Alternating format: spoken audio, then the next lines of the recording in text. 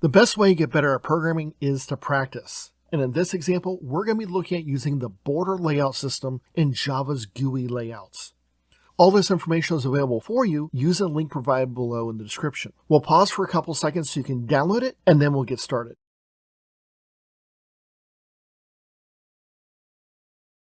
All right, so let's go ahead and get started here. We've got everything set up just as we have with our previous examples. All we need to do is create our border layout. In our previous examples, we've created a layout system and then added that into by setting the layout. In this case, I'm just going to say this.setLayout, and then I'm going to say it's going to equal a new border layout. Now, once again, you can see that I have a default constructor as well as one where I can specify my horizontal and vertical gaps. I'm just going to pick the default constructor for this. So this allows us to combine two things. Now, the downside to creating an anonymous object like this is I can't easily change any properties of it. And you have to determine, is that okay for you or not? Okay, so let's look at what this is going to create. Notice I have all my buttons just like I did before, and I see that I've added them. But what I haven't said is where am I going to position these? That's because a border has a top, a far left, a center, a far right, and then a bottom section.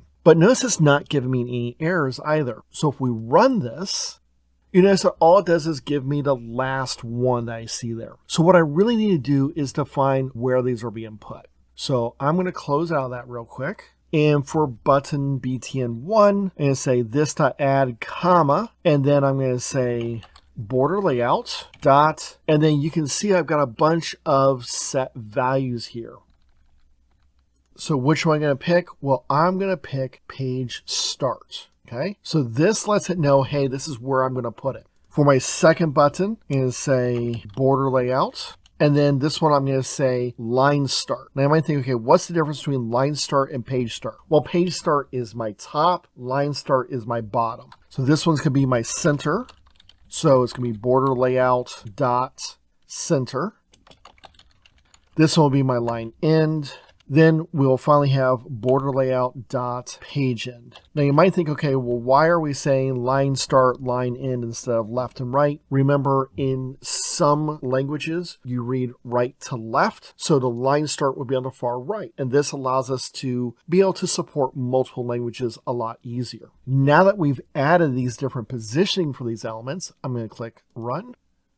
And you can see that all 5 of my buttons now are located in different places. And this is exactly what I want. The page start and page end, notice they cover the whole width. They're up at the very top. They're kind of skinny. The center is definitely a larger section. So this is an important piece as well. So this gives us a lot of flow and control and be able to handle something like this very, very easily.